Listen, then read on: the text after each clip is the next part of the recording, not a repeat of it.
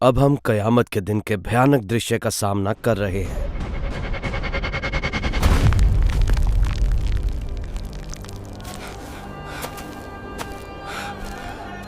दुनिया के खत्म होने के लंबे समय बाद एक जोरदार आवाज आती है।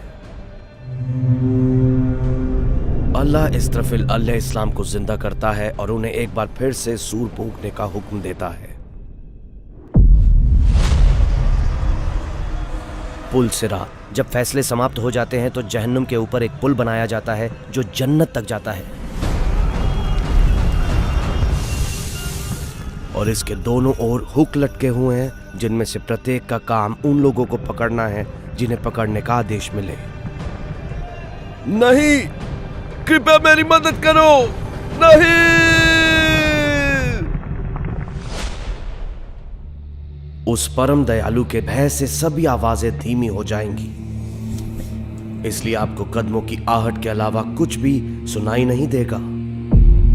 उस दिन हम उनके मुंह पर मोहर लगा देंगे, किंतु उनके हाथ हमसे बातें करेंगे और उनके पैर उनके हर किए की गवाही देंगे। दुनिया अब खत्म हो गई है। मौत का फरिश्ता समेत एक एक करके सभी फरिश्ते मर चुके हैं, लेकिन अब यही वो समय है जब सब कुछ सचमुच शुरू होगा और सूर फूंका जाएगा।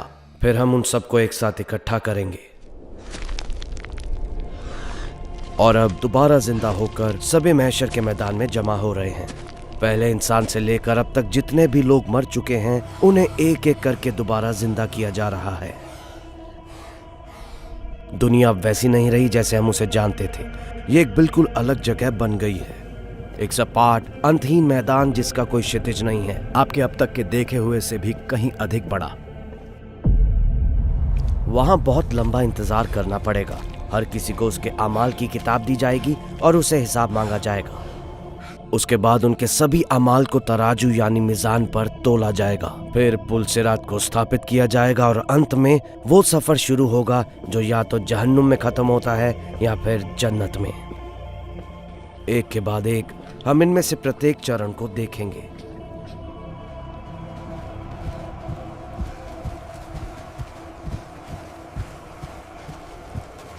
कुछ लोग होंगे जो सोच रहे होंगे कि मुर्दों को दोबारा इकट्ठा कैसे किया जाएगा। जब वो जमीन के नीचे सड़कर बिखर गए हैं तो उन्हें दोबारा कैसे उठाया जा सकता है। इस आयत में हमारे रब ने इस सवाल का खूबसूरत जवाब दिया है। वो कहता है, जब हड्डियां सड़ गल जाएंगी तो उन्हें जिंदगी कौन देगा? कह दो, वही उन्हें जिंदगी देगा जिसने उन्हें पहली बार जिंदा किया था, और वो हर तरह की पैदाइश को जानने वाला है। वास्तव में क्या वो क्रिएटर जिसे हम यूनिवर्स में उसके कामों के जरिए से जानते हैं, जिसके पास असीम शक्ति और सामर्थ्य है और जो सब कुछ सही क्रम में रखता है, हमें हर बसंत में दोबारा जिंदगी की मिसालें नहीं दिखाता? क्या आप नहीं देखते कि मिट्टी के नीचे छिपे बीजों को किस प्रकार जीवन मिलता है? वो उगते हैं और अनेक रंगों के फूलों में खिलते हैं। क्या आप इसके गवाह नहीं है? एक ऐसे कमांडर के बारे में सोचिए जिसने एक विशाल और शक्तिशाली सेना इकट्ठी की है, फिर भी वो सभी को जाकर आराम करने का हुक्म देता है। क्या आपको लगता है कि ये कमांडर तुरी की एक आवाज पर अपने बिखरे हुए सैनिकों को फिर से इकट्ठा नहीं कर सकेगा? इसी तरह अल्लाह अनगिनत चीजों को एक साथ लाकर इंसानों को बनाने का काम करता है। वो एक माँ को पूरी दुनिया से जमा करके खाना उपलब्ध कराता है और उसके जरिए वो उसके पेट में बच्चे की क्रिएशन करता है। तो क्या यह मुमकिन है कि मौत के बाद जब हमारे अंग मिट्टी में बिखर जाएंगे तो वो हमें दोबारा एक साथ नहीं जोड़ पाएगा? जैसे कि आयत कहती है, क्या हम उन्हें पहली बार पैदा करने में असमर्थ थे? लोग भय और दहशत में अपनी कब्रों से उठ रहे हैं। ऐसा लगता है जैसे वो गहरी नींद से जाग गए हों। नंगे पांव और निर्वस्त्र वो सभी किसी एक तरफ तेजी से भाग रहे हैं, लेकिन वो जिस भय और सदमे में हैं, उसके कारण वो एक दूसरे की ओर देख भी नहीं सकते। किसी को भी कुछ पता नहीं है कि करना क्या है। वो टिड्डी दल की तरह बिखर कर हर दिशा में भागने लगते हैं। दरअसल उन्हें इस लम्हे के बारे में पहले ही बता दिया गया था। वो अपनी आंखें नम करके कब्रों से बाहर निकलेंगे जैसे टिड्डियां चारों ओर फैल जाती हैं, और वो पुकारने वाले की ओर तेजी से दौड़ेंगे। काफिर कहेंगे, ये एक कठिन दिन है। वो मोमिन जो अल्लाह की नाफरमानी से दूर रहते हैं, वो गर्व और प्रसन्न चेहरे के साथ चलेंगे या अपनी सवारियों पर सवार होंगे। लेकिन जो लोग कुरान से मुंह मोड़ते हैं, उन्हें मुंह के बल घसीटकर हश्र के मैदान में लाया जाएगा। कुछ चेहरे नूर से चमक रहे होंगे, जबकि अन्य पसीने से भीगे हुए होंगे।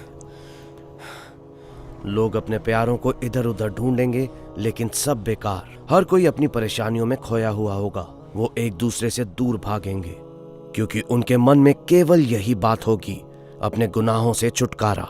उस दिन की सजा से बचने के लिए मुजरिम अपने बेटों, अपने जीवन साथी, अपने भाई और अपने करीबी परिवार जिन्होंने उसे पनाह दी तथा जो कुछ भी इस जमीन पर है उन सभी को एक साथ कुर्बान करना चाहेगा ताकि इस तरह वो बच जाए।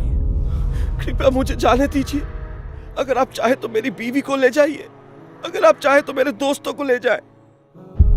इस दुनिया में जो भी उसका दोस्त था और जिसकी भी उसने बात मानी, कयामत के दिन वो उन्हीं लोगों को ढूंढेगा। यदि ये दोस्ती बुराई की राह पर थी तो जैसे ही वो उन्हें ढूंढेगा वो उनका गिरेबान पकड़ लेगा। जब मैं जमीन पर था मैंने तुम्हें फॉलो किया था, मैंने वो किया जो तुमने कहा, अब बताओ मैं क्या करूं? लेकिन वो पीछे मुड़कर देखे बगैर भाग जाएंगे। वो अपने फॉलोअर्स को देखना भी नहीं चाहेंगे और उनके फॉलोअर्स पछताएंगे।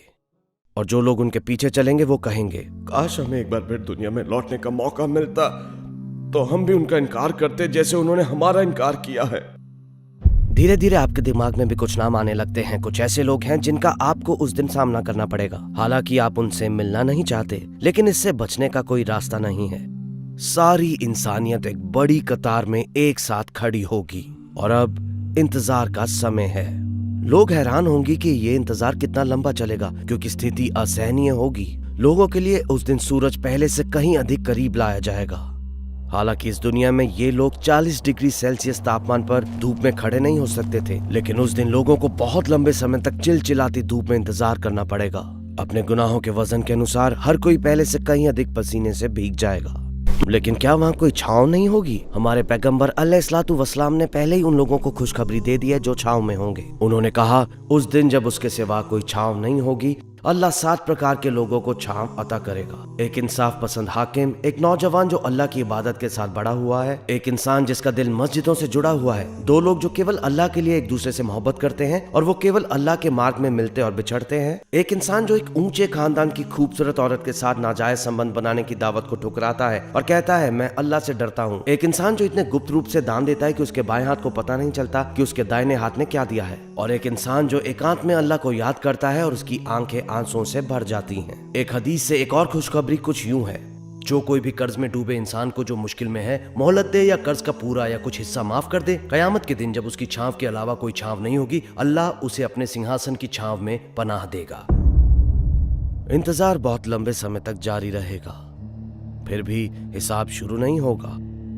यहाँ तक कि एक वक्त आएगा जब लोग इस हालत से छुटकारा दिलाने के लिए किसी की बेताबी से तलाश करेंगे। सबसे पहले वो पूरी मानव जाति के पिता पैगंबर आदम अलैहिस्सलाम के पास जाएंगे, फिर नूह, इब्राहिम, मूसा और ईसा अलैहिस्सलाम के पास जाएंगे। भले ही वो सभी महानतम पैगंबरों में से हों, फिर भी सभी कहेंगे नफसी नफसी, यानी मैं। दिन इतना कठिन होगा कि पैगंबर भी सिर्फ अपने आप को बचाने में व्यस्त होंगे।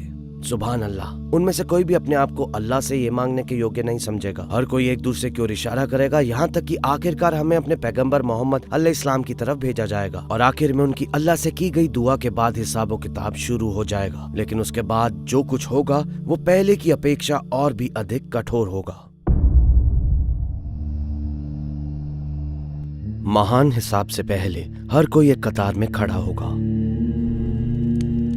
तभी बाईं ओर से एक भयानक गर्जना सुनाई देगी, जिससे डरकर सब कांप उठेंगे। जहन्नुम की आग अपने पूरे क्रोध और शक्ति के साथ प्रकट होगी। ये बेसब्री से जलेगी क्योंकि उसके सामने वो लोग हैं जिन्होंने अत्याचार और भयानक पाप के अनगिनत कार्य किए हैं, जिन्होंने अल्लाह और उसके पैगंबरों का इनकार किया है, जिन्होंने ईमान वालों का मजाक उड़ाया है और जिन्होंने सैकड़ों निर्दोष लोगों को मार डाला है। डर से जमे वो लोग बस बेबस होकर देख ही सकेंगे और दाहिनी ओर जन्नत अपनी संपूर्ण सुंदरता और भव्यता के साथ प्रकट होने लगती है। इस दुनिया में जिन लोगों ने अल्लाह पर ईमान लाया और उसके पैगंबरों की बात सुनी, वो खुशी से इंतजार कर रहे हैं। अपने खुद के हिसाब के रास्ते में आप एक चौंकाने वाले दृश्य से रूबरू होते हैं। इस दुनिया में रहते हुए एक बार एक भेड़ ने एक गर्भवती भेड़ को अपने सिर से मारा था, जिससे उसका बच्चा मर गया था। उस दिन इन दोनों भेड़ों को आमने सामने लाया जाएगा ताकि बदला अर्थात किसास लिया जाए और दूसरे के साथ भी ऐसा ही किया जाए। उस लम्हे आपको सचमुच एहसास होगा कि जिन छोटी छोटी चीजों को आप महत्वहीन समझते थे, उनका भी हिसाब होगा। तो जिस शख्स ने जर्रा बराबर नेकी की वो उसे देख लेगा और जिस शख्स ने जर्रा बराबर बदी की है तो उसे देख लेगा। अब हर किसी को उसका नामाए अमाल दिया जाएगा। जन्नत के लोग इसे दाहिनी तरफ से हासिल करेंगे, जबकि जहन्नम के लोग इसे बाईं ओर से या पीछे से हासिल करेंगे। जिनका नामाए अमाल दाएं तरफ से दिया जाएगा उन्हें असहाब अल यमीन कहा जाता है, दाएं तरफ वाले, और जिनका नामाए अमाल बाईं ओर से या पीछे से दिया जाएगा उन्हें असहाब अल शिमाल कहा जाता है, बाएं तरफ वाले। और जब अमालनामा उनके सामने रखा जाएगा तो अपराधियों को देखोगे कि वो उसमें लिखे से डर रहे हैं और वो कहेंगे, हाय हमारा दुर्भाग्य, ये कैसी किताब है, इसने तो किसी भी छोटे बड़े अमाल को दर्ज करना नहीं छोड़ा। वो पाएंगे कि जो कुछ उन्होंने कभी किया था वो सब उनके सामने रखा हुआ है। तुम्हारा रब किसी पर भी अन्याय नहीं करेगा। काश मैंने कभी उस शैतान का अनुसरण ना किया होता। प्लीज, मैं माफी चाहता हूँ, मुझे एक और मौका दे दे। काश मैंने अपने नफ्स की बात ना मानी होती। काश मैं धूल में मिल जाता। जहां तक जन्नत के लोगों का सवाल है, जब उन्हें उनका नामाए अमाल मिलेगा तो कुरान उनका वर्णन इस प्रकार करता है। जिस किसी को भी उसकी किताब उसके दाहिने हाथ में दी जाएगी वो कहेगा, ये लो मेरी किताब, इसे पढ़ो। मैं जानता था कि मुझे मेरा हिसाब जरूर मिलेगा। और इस तरह वो एक सुखद जीवन में होगा। इतने खौफनाक दिन के होते हुए क्या हमें इस खुशी और आराम को हासिल करने के लिए हराम कामों से दूर नहीं रहना चाहिए? सभी दहशतों के बावजूद उस दिन किसी शख्स से जो सवाल किया जाएगा वो बिल्कुल सीधा सा है। वो जिंदगी जो गुजार कर आए हो, जो आखिरत के मुकाबले में कुछ भी नहीं है, वो हराम कामों से दूर रहकर गुजारी या नहीं? आखिरकार जो कोई भी अपनी जिंदगी हराम में गुजारता है वो कभी भी वास्तविक आनंद का स्वाद नहीं चख सकता। अल्लाह ताला काफिरों से पूछेगा, तुम जमीन पर कितने साल रहे? वो कहेंगे, हम एक दिन या दिन का कुछ हिस्सा रहे हैं। गिनने वालों से पूछ लीजिए।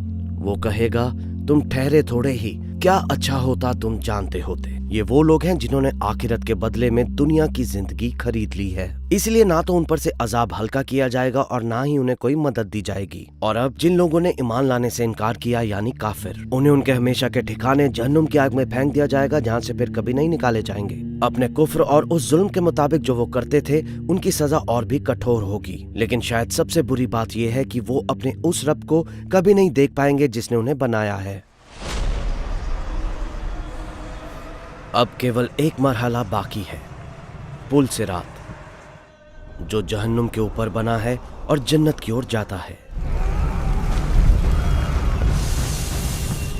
मुत्की मोमिन, गुनहगार, काफिर सभी इस पुल पर आएंगे।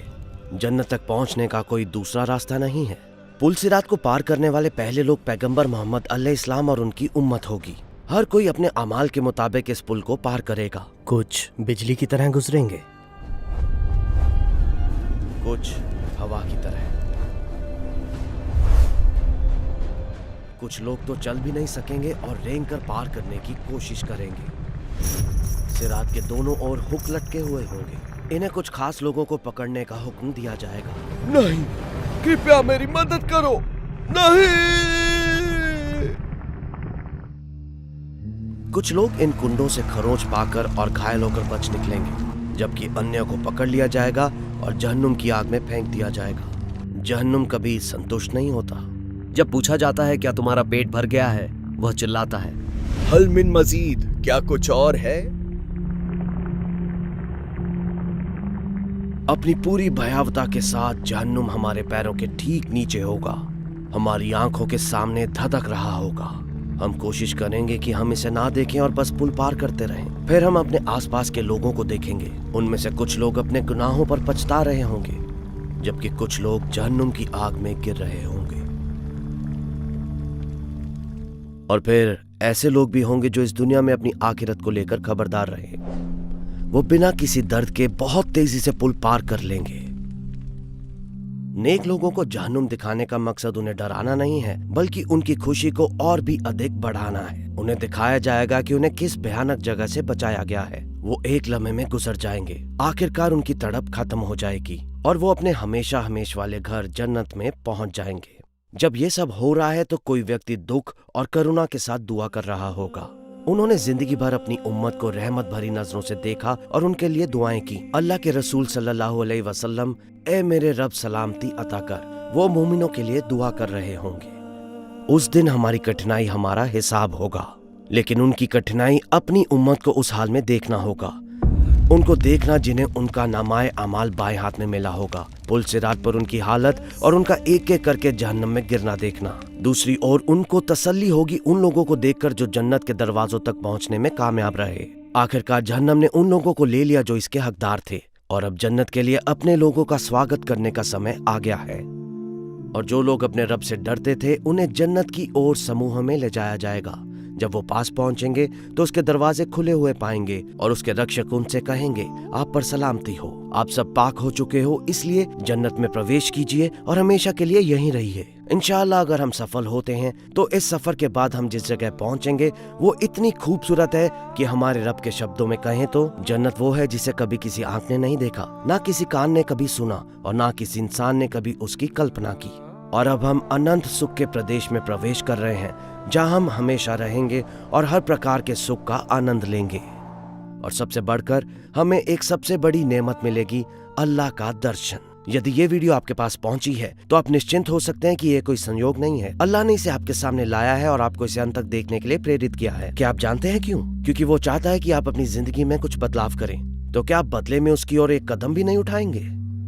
यही समय है कि आप अपनी जिंदगी के लिए फैसला करें। अगर आप नमाज नहीं पढ़ते तो अभी से नमाज शुरू कर दें। हमारी पूरी तरह से मुफ्त और बिना विज्ञापन वाली नमाज ऐप के साथ आप रोजाना की 5 नमाजों को अपनी जिंदगी का नियमित हिस्सा बना सकते हैं। अगर आप अपने ईमान को मजबूत करना और अपने इस्लामी ज्ञान को बढ़ाना चाहते हैं तो हमने इस चैनल पर कई वीडियोस तैयार किए हैं। आप इन वीडियोस को देखने का लक्ष्य निर्धारित कर सकते हैं। अगर आप अरबी में कुरान पढ़ना नहीं जानते हैं तो हमने लाम अलिफ कुरान नामक एक ऐप विकसित की है जहाँ आप जल्दी, आसानी से और मुफ्त में सीख सकते हैं। और अगर कुरान के अर्थों को और गहराई से समझना चाहते हैं तो आप कॉपगिट ऐप को डाउनलोड कर सकते हैं। याद रखें, एक बार जब आप अपने लिए लक्ष्य निर्धारित करते हैं, चाहे वो छोटा ही क्यों ना हो, तो सब कुछ बदलने लगता है। तो फिर जन्नत असल में कैसी है? क्या चीज है जो वहाँ हमारे इंतजार में है? इसका जवाब चौथे और आखिरी एपिसोड में मिलेगा। जन्नत और जहन्नुम AI के जरिए से उकेरा गया, वही मुलाकात होगी।